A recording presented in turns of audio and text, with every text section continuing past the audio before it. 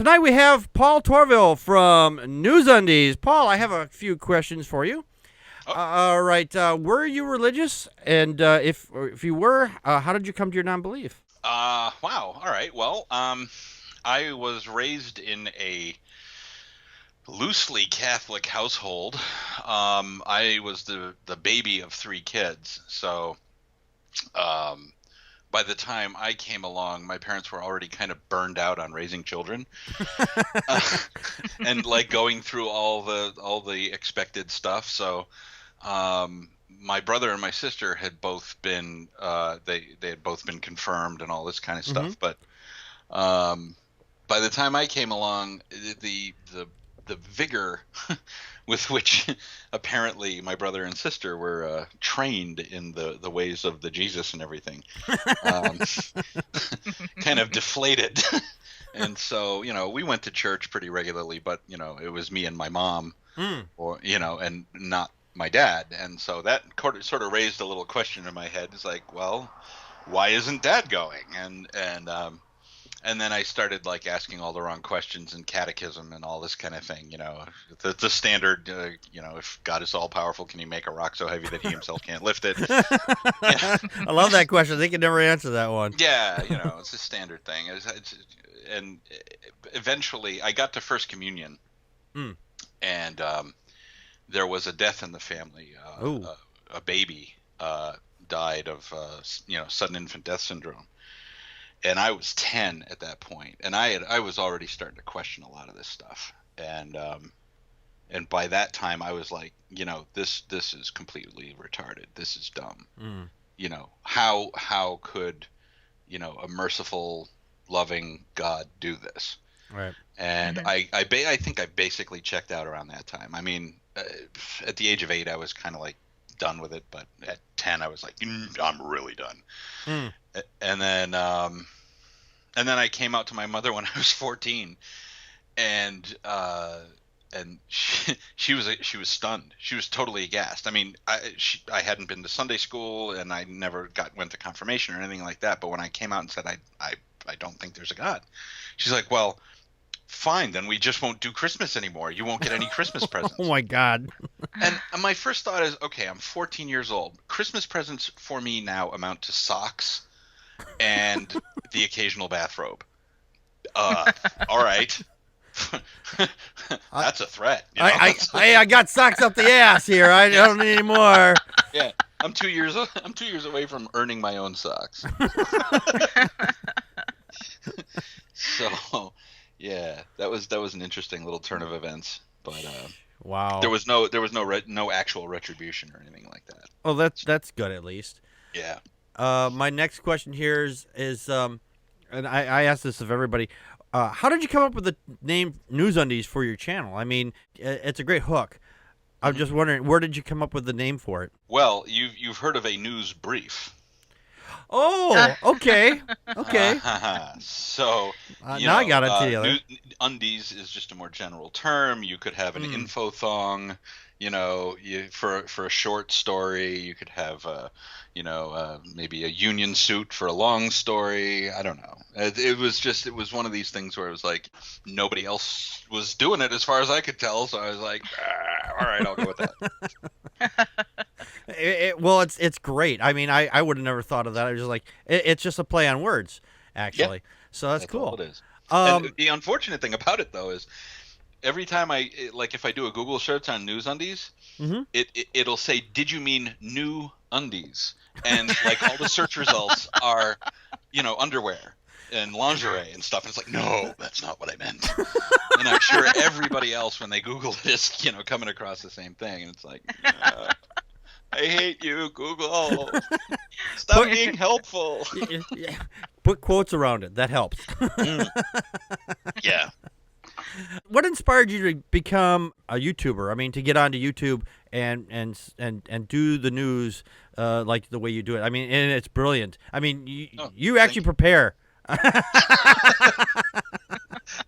Well, yeah, but the nice thing about the way I'm doing it is, if I'm 3 hours late to start a shoot, I'm not making anybody sad but me. Oh.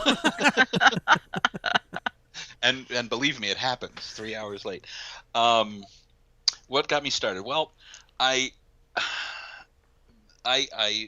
father passed away. I ended up inheriting some money, and I decided that one of the things I wanted to do was I wanted to get into video editing. And since I had some cash, I thought, well, this would be a good time to invest in a little bit of gear and start doing something. I had toyed with the idea of doing like an episodic comedy or drama or something like that, or like a short film or whatever. And the thing of it is,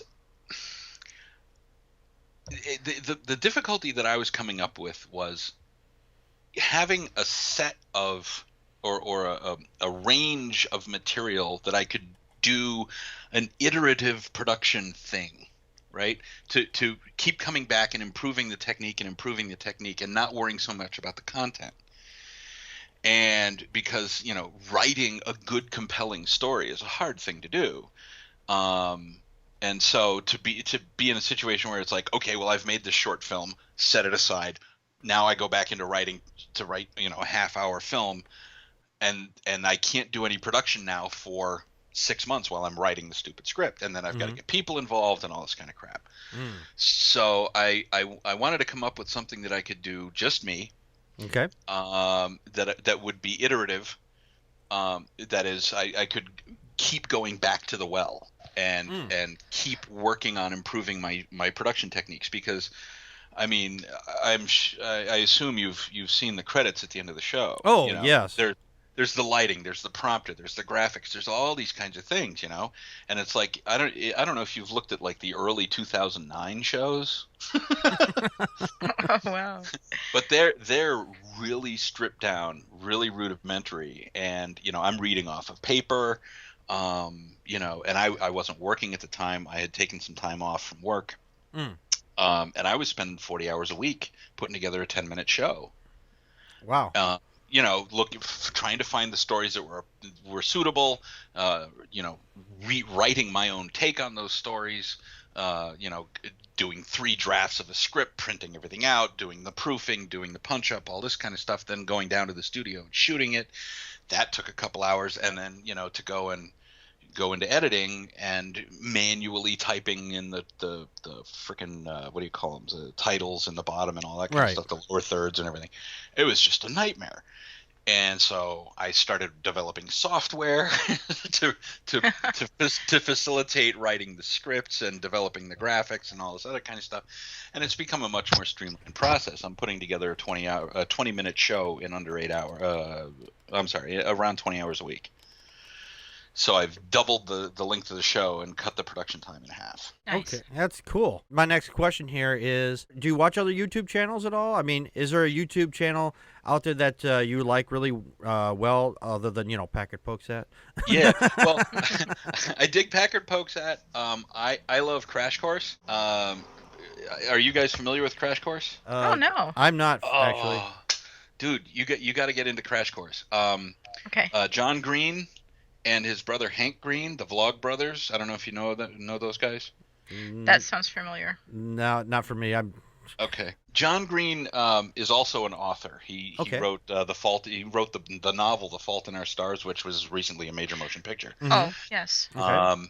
But for a few years now, they've been doing these courses. Like John will do like world history and U.S. history and literature, and Hank will do science-related topics like biology and physiology and physics and chemistry and all these other things. And they do like Crash Course World History is I think 40 episodes and 10 to 15 minutes a piece. Mm-hmm. And they're really well done, and they've got animations in them and all that kind of stuff. They're really good. They're really bright guys, and they do really good work, and they got really good teams working with them. That's cool. So yeah, the Crash Course stuff is great. Hank Green also does a series of things called SciShow, which usually it's just a little like 5-minute video. Mm-hmm. That is 1 or 2 topics, and it's just him standing in front of a green screen talking about things. Like the the space mission New Horizons going to Pluto. Oh, cool. Oh, well, New Horizons is going to Pluto. It's going to be there in 8 days, and hooray. And here's what we expect to find out. All this kind of thing. So. Oh, that's cool. Nice. Thank you. I will look So those their up. stuff is really cool. Veritasium, I really like his stuff. Also science-related stuff. Kurzgesagt, which I think it's a German group that does it, but it's the narrator is English. Which is weird.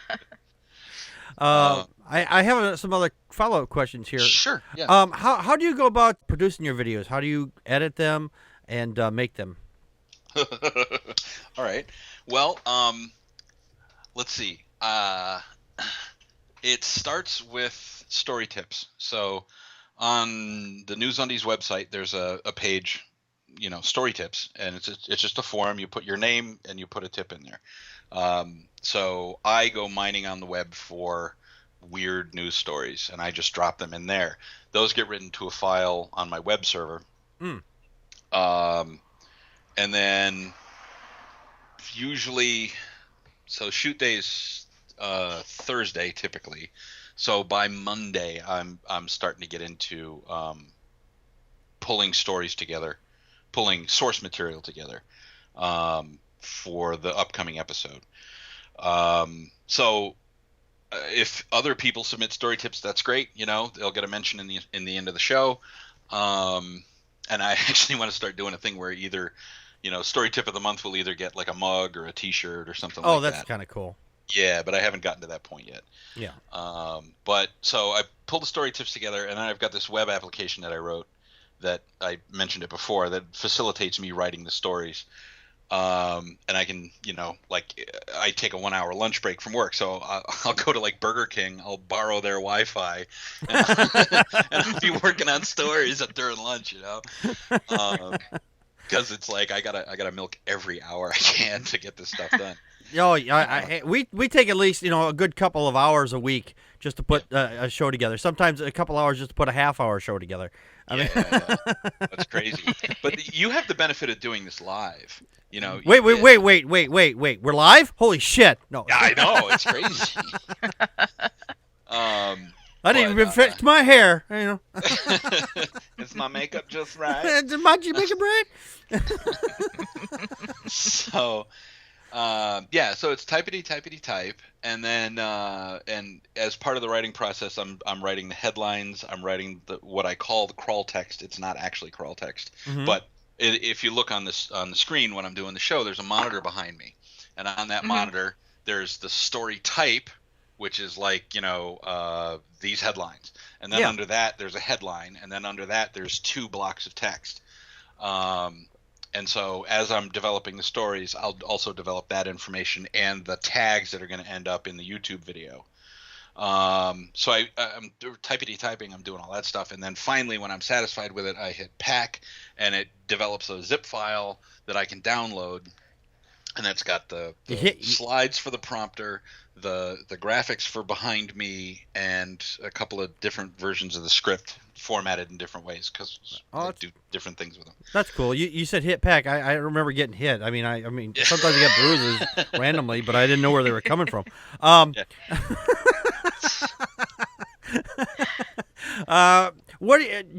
last question here is what do you do outside of the NewsUndies? I mean, do you have a regular job? Do you hunting puppies? I mean, what do you do for money? Well, hunting puppies is good. The pelts are, depending on what puppies you're getting. This is true. The some of those you get a good market on some of those felts. I'm just saying. Yeah, I work in IT. I work in network security, actually. Ooh. Yeah. So I'm locking my computers down now. Good choice. Yeah, I'm more systems administrator side than breaking into stuff side. So. Okay. So that's what I do, and I've been working in IT since 1997. So, I think I'm pretty much stuck there. Okay. And I'd love to make a living doing the NewsUndies show, but 6 years in, I haven't made Wow. a dime yet. I hear you. I hear you.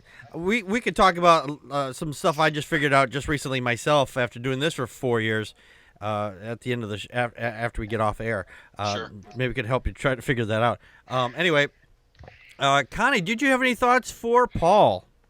Yeah. I'm curious whether, did you go to film school at all when you were, where'd your knowledge about all of the tech side of producing this come from? I'm kind of an autodidact, really. I've been interested in movie production since I was a wee lad. Star Wars just made my head explode, and Jaws is still my favorite movie of all time. Mm-hmm. And I read, there were actually 2 books published that were about the making of the movie Jaws, and I soaked that up. And when the making of Star Wars stuff came out, I soaked that stuff up, and I watch almost every making of featurette of every DVD that I buy. Those are really fascinating. I like those too. Yeah, and so once I had a rough idea. I'd worked in broadcasting before. I've been doing like spoof radio commercials since I was 14 years old. So the principles of production, like the idea of let's have the set quiet and let's point the camera in the right direction and all that kind of that I had figured out. The trick was getting comfortable with the video editing software. Yeah.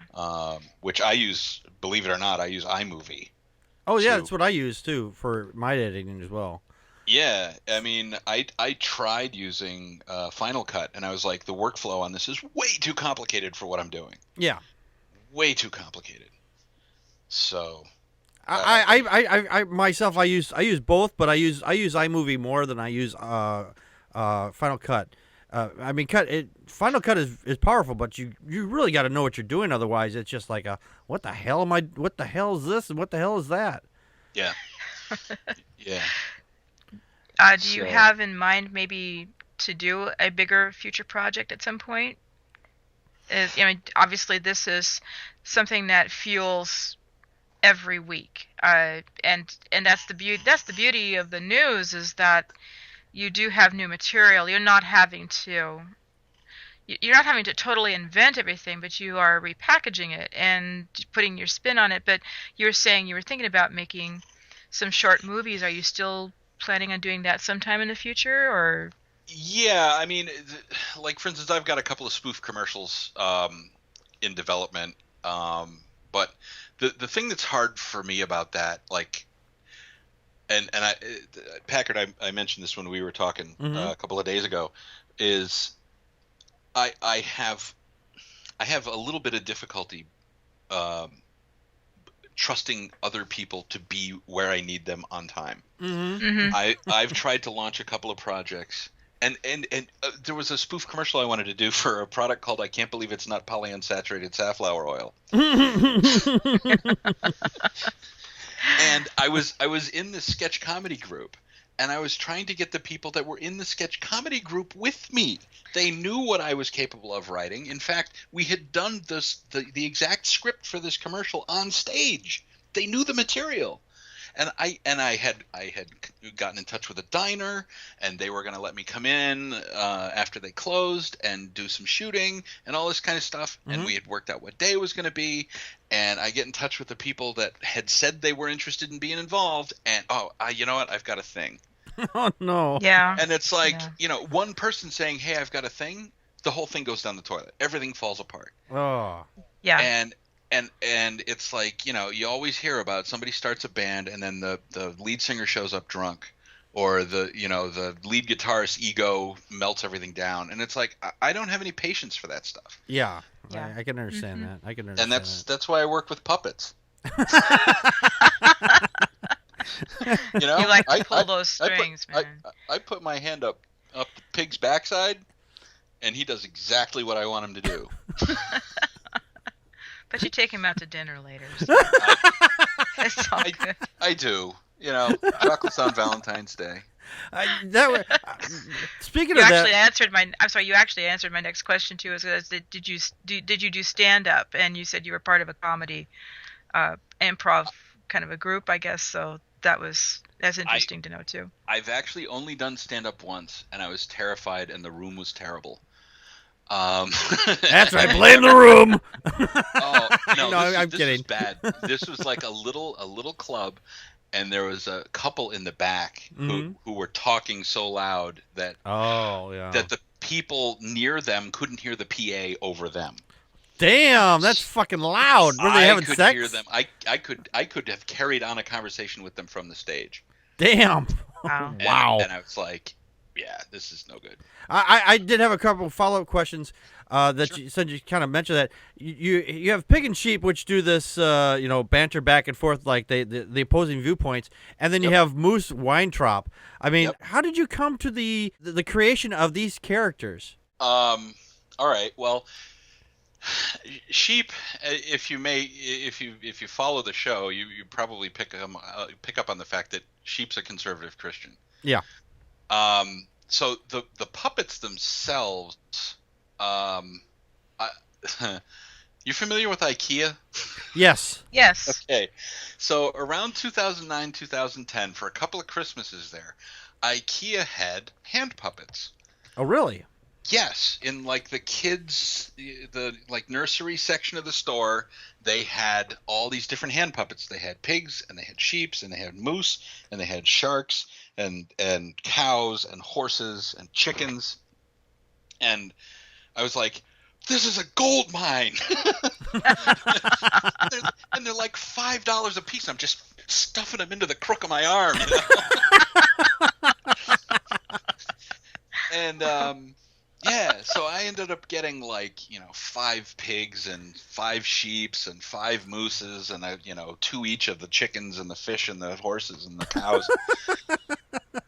and I just I took them all home because you don't want to have just one puppet. No. You gotta have a stunt puppet, right? Well, if you have one puppet and you're doing things with that, that's disturbing, especially if there's no music playing. I'm just saying. Right. Yes. But if it's an orgy, it's right. It's an orgy of them. That's a different story. Totally different story. So I had all these things, and I saw sheep, and I was like, the sheep puppet, and I was like, okay, that's a Christian conservative, automatically, right? Okay. So, but then pig, I don't know. I just pigs are supposed to be smart, all this kind of thing, and pig is kind of like my alter ego. Oh. Pig is the conduit for my opinion. Gotcha. In that thing, and sheep is a pure straw man. It's unadulterated straw man, but it's not that far off the mark of what they're actually saying in the conservative Christian community. Ah, that's true. So, and then Moose Weintraub. Have you ever seen the movie Airplane? Yes. Yeah. Okay. There's a throwaway joke in the first act of Airplane where Elaine is walking down the aisle. She's got the magazines in the crook of her arm, and she comes up to this old lady and she says, "Would you like anything to read?" And the old lady says, "Do you have anything light?" And she thumbs through the thing. She's, "Oh, this leaflet, famous Jewish sports legends." I remember that one. And so I've got this moose puppet, and I'm thinking moose. That's the name of a sportscaster, like an ex-professional athlete who is now doing sports reporting. And of course, famous Jewish sports legends. Well, he'd have to have a name like Weintraub or Goldberg or something like that. Right. So Moose Weintraub, and then the gag at the beginning was, and again, you'd have to go back to I think 2010 to see these. But and they're all up on the channel. But I had originally written a set of 40 sports half-minute episodes, and I recorded them all in one go. So it wasn't current news. What it was obscure sports like bicycle polo and dressage and like really, Bicycle. Professional skee ball, all these kinds of things. Professional skee ball. And, yeah. And if you look at the Sports Half Minute, the opening theme I think is 17 seconds long, and the closing theme is like 4 seconds long. Mm-hmm. The whole segment is supposed to be 30 seconds, so that leaves Moose with like 12 seconds to say something of something pithy, and so the thing he was supposed to say was always like 15, 20, 25 seconds long. Right. So he's always getting cut off mid-sentence by the closing theme. So that was like the gag for the first, I don't know, 60 segments, and I ran out of obscure sports. I mean, Kyber toss, and I really and once you get to the Highland Games, it's like I'm running out of stuff. So then I switched to regular sports news. I noticed that on one of them, or a couple of them, Moose got like really pissed off. It's like, what the hell's going on? It's like, what? You're always cutting me off, and now I've got like 20 seconds here. What the hell's going on? Yeah, yeah. That was an aborted attempt to add, like a subplot, like a story arc. And it never really panned out, but I may still try to do that later. I would like to have seen where that went to, because contract dispute or something, maybe. Yeah. Well, that's the thing is, a couple episodes later, there was a thing on the Passcast weather where the background was switched and it was Moose's picture. I think I saw that one. that was inspired by the teleprompter change in Anchorman. Oh, yes. I just recently watched that for the first time. It was a funny movie.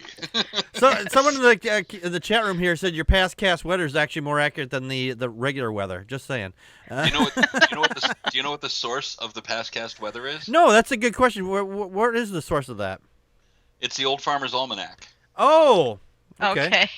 If you look at the map that I have back there, it's broken out into the same kinds of segments as in the Old Farmer's Almanac. And so basically what I do is they break the United States up into 16 parts, and I just go through 3 segments at a time.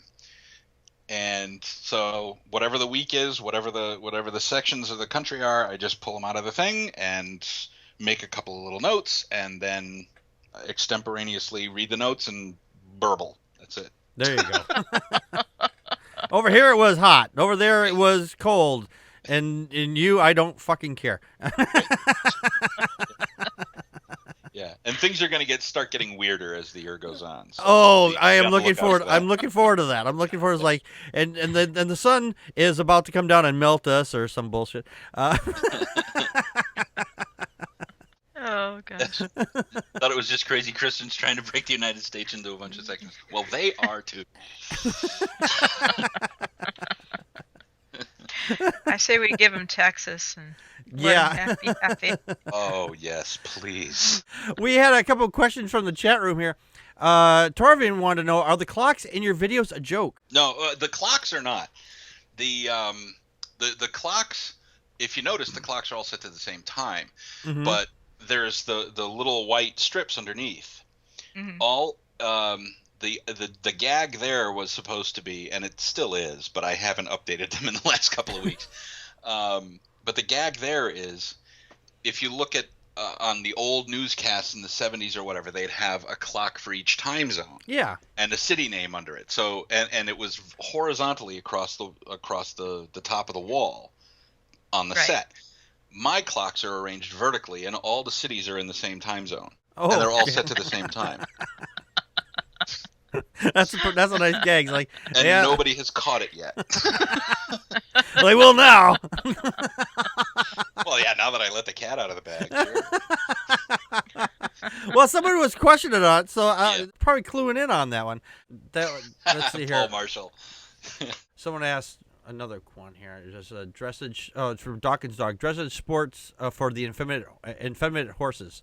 Yes. Dressage, yeah. Yes. Yeah. Oh, is that the correct pronunciation? Dressage. Dressage. Actually, it's dressage, right? Well, that just makes it even It's a more French effeminate. word, I think. Yeah, it's for like French dancing horses, I guess. I don't know. But the real Paul Marshall wants to know: has Moose covered downhill cheese racing yet? Oh, I don't think he has. The downhill cheese racing that was featured in Spinal Tap, wasn't it? That's actually a thing. That is actually a scene. I've seen they get these gigantic rolls of gorgonzola or whatever the fuck the cheese is, and they chase it down the goddamn hill. And if you get it, the hill is not like real smooth. It's like fairly bumpy and whatnot, and the cheese bounces around quite a bit, and it's fairly steep. And there's serious injury. But if you win and you get down there with the cheese, you win the cheese, which has been rolled in all the grass and crap. Yeah, which is great. Which is just great on crackers. You know? Nothing improves the flavor of cheese like chlorophyll. There is an old I think it might have been on Saturday Night Live when Christopher Guest was on Saturday Night Live, and they did a thing about the cheese rolling. And I don't know if that's the video, the footage that you're talking about, but if you look at the footage carefully, check to see if you see guys like Ed Begley Jr. and Christopher Guest and Michael McKean and Harry Shearer in there, because if you see those guys in there, that's a spoof. Oh.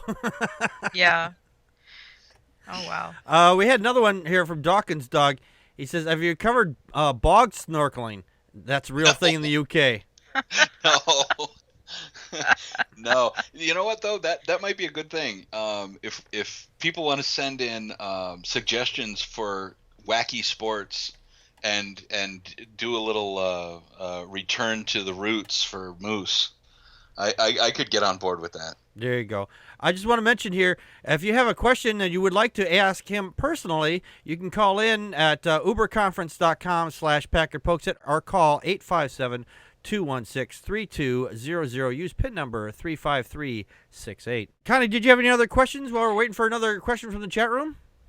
So when you were 14 and making these spoof videos, were you using Super 8? Were you using VHS? How are you? The spoof commercials that I was doing back when I was 14 were all audio, so it was just me doing silly voices on cassette tape. Oh.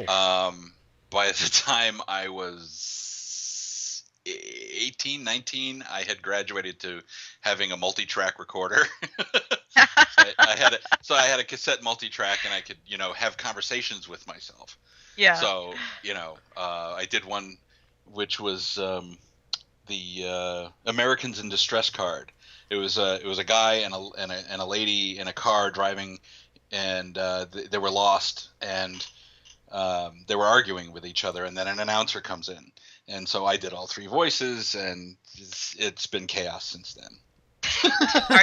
Were you a fan of Dr. Demento? I never heard Dr. Demento until I discovered the Dr. Demento CDs. So yeah. But I never heard him on the radio. Oh, okay. I've heard him on the radio a few times. I didn't hear about him until I actually moved up in this area. It's like, Dr. Demento. I was like, what the hell is a Dr. Demento? I was like, oh, okay. I like it myself, just saying. Well, I like the stuff he would play. I mean, I've been a Weird Al fan since his first album. I've seen Weird Al twice in concert, I think. Oh, really? He puts on a hell of a show. Yes, he does. I've seen him once in concert. When I was young, wasn't younger. Well, younger than I am now. I had my two daughters, and they were very young at the time. And when I saw Weird Al in concert, I was like, let's just throw it all away and just follow Weird Al and become roadies. Yep. Yeah. Yes. The Weird Al equivalent of the Deadheads. Yeah. Yes. Yeah. If James Brown may have been the hardest working man in show business, but Weird Al is definitely the hardest working man in show business now. Yes, absolutely. Yeah, absolutely. I think so too. Yeah. Oh, yeah. I have tremendous admiration for that guy. Yes, we actually use quite a number of his clips here on the show, actually. Oh, that's great. I don't think he knows it, and I think if he did, I'd be getting a cease and desist letter in the mail. Well, that raises an interesting point, and that's one of the things that's terrified me about NewsUndies. Is every once in a while I get a thing where it's like, I really wish I could put a picture up. I really wish I could play a video clip or a sound clip or something like that, and I resist because I'm terrified that somebody's going to give me a DMCA takedown notice. Or sue me or something like that. So it's like, no, all the music is me. There was three occasions on which I used actual photographs. Two of them were from MediaWiki, so they're copyleft, and I'm not worried about it. And one of them was from the J&D's website. You remember Bacon A's? Oh yeah. Oh, okay. Sounds the familiar. bacon flavored mayonnaise. Oh, yes. Really? Oh, Yes. I've never heard of that actually. Oh, Yeah. I live a sheltered life. that is a gastronomical train wreck. Well, they came out with another bacon flavored product called Bacon Baby. Bacon Baby? Yes, it's 4 servings of bacon in every serving of baby formula. Oh my gosh. Yeah, and so on the That's like wow. on the can, there's this picture of a baby, and it's in a diaper on a blanket, and there's a safety pin in the diaper, and if you squint a little bit, the safety pin on the diaper looks like that's a well-hung piglet. There's an image I'm never getting out of my head. And I could not have that picture. So I just lifted it off the website and put it up, and if J&D's is going to get mad at me, all right, I'll take that hit. But It was worth it, man. yeah, it was worth it. It was definitely worth it. We had a question from Dawkins. He asked, how much is the gift of comedy is the current Republican candidate fest? You know what? It's almost too much. It's almost to the point where I can't keep up with the antics of all, what is it, 20 people now? Yeah. That have announced? Roughly. So, Yeah, it's like 16, 18, 20 people. I can't keep up with all the antics, and they're all doing different things. Donald Trump is way out in the weeds, and it's like he's made of neutron star matter, and he's pulling the rest of the GOP along with him unwillingly. They're like, no! And yet they can't get rid of him because he's so rich. It's amazing. And I've thought about hiving off the political, like the 2016 election thing, onto a separate show. Because there's almost no room for, people who lawn mow their pets and all that kind of thing. It's like, that's comedy, Yeah. The guy who gets pulled over driving his lawn tractor down the street to go get more beer. He gets Yes. pulled over drunk on his tractor. He didn't want to drive his car, so he drove his tractor to get more beer. Yeah. And he gets pulled over. That's we've had stories like that actually here in Wisconsin, where the guy was pulled over drunk driving on his mobility scooter. I mean, No. you can't make shit up like that. No, you definitely can't. It's weird to think that the clown cars usually have a whole lot of room, and that thing's getting crowded. Yeah. Oh yeah. There's been a lot of memes like, "Come on, Walker, there's plenty of room," and there's like a bunch of a clown going like this. Paul Marshall, it's a clown train. Yeah, it's a clown train. Yeah, it's not a car anymore; it's a train. Yep. Yeah, and you've got so many people in there. Like, what's the Dr. Ben Carson? Like, Yeah. Oh, that guy's a nutball. he's out of his freaking mind. I know. It's like, where the hell did you come up with this shit? I mean, you're supposed. He makes Dr. Oz look sensible. I know. Yeah. I don't want to. Exactly. I wouldn't let him operate on me. Just saying, or even give me a fucking prescription. I wouldn't tell. If he said you got to comb your hair this way, no. Fuck you. I'm gonna comb it the other way. Just because you said it, you're such a fucking crazy ball. It's like I can't trust a word out of your mouth. Yep. Yeah, he's wild, and Ted Cruz just won't stop digging. He's out in the Nevada desert digging his own grave, and he's just happy as a clam. It's like, what the hell is the matter with you? I He know. ate too many green eggs and ham. Oh, no doubt. Oh God. Yeah. Just Ted, stop digging. Stop digging. We can just shoot you now. It's okay. You're more than 6 feet down. It's all right. He's never getting out of that hole. He is never No. he is never coming out. No. No. And Marco Rubio, I haven't heard from him in a while. Yeah. What's he doing lately? Do you know? I think he's packaging hot dogs at the moment. I really don't know.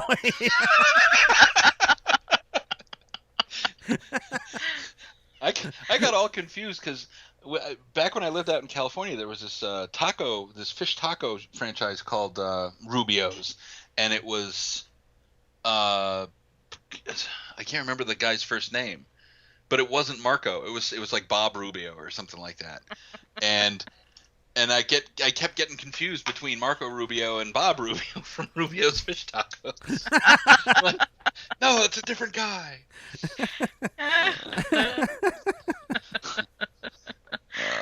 No, I'm My pretty Mac- sure that's the guy. He might be working down at Bob's Burgers for all I know. I don't. After the Cruise selection control. cycle, he probably will be. Yes, let's please turn on the Ted Cruz control. Yes. Oh, come on, put his dad out there in every commercial. Oh yeah, there we go. Oh. That would definitely that would cinch it. That would cinch it. He'd be like, I'm out. And the thing that really blows my mind is when you've got these people who are of non-white ethnic backgrounds or I don't know, like Ted Cruz is of Cuban extraction and Marco Rubio is of Cuban extraction, and they're disparaging Latinos. Yeah. And Jindal too. Yeah, they disparage immigrants. Yeah. Yeah. Well, gee, talk about biting the hand that feeds you. That's like that pistol. You ever seen the picture of the pistol with the barrel that points the wrong way? Yeah. Yeah. He definitely has one of those. He's carrying one of those every time he talks. Yes. Yeah, just squeezing off a few rounds. Why do I have this headache? Right. If we don't have any more questions from the chat room, Paul, where can they find your channel and any other related sites that you would like everybody to go to? All right. The show's website is www.newsundies.com, all one word. From there, you can get to my YouTube channel. The YouTube channel is also called NewsUndies. If you want to submit a story tip, you go to newsundies.com. Left-hand side, story tips. You're there. I'm on Twitter at NewsUndies. I'm on Facebook, NewsUndies. Come on by. I'm on Google Plus as NewsUndies. So come on by, watch the show, please subscribe, and all that kind of stuff.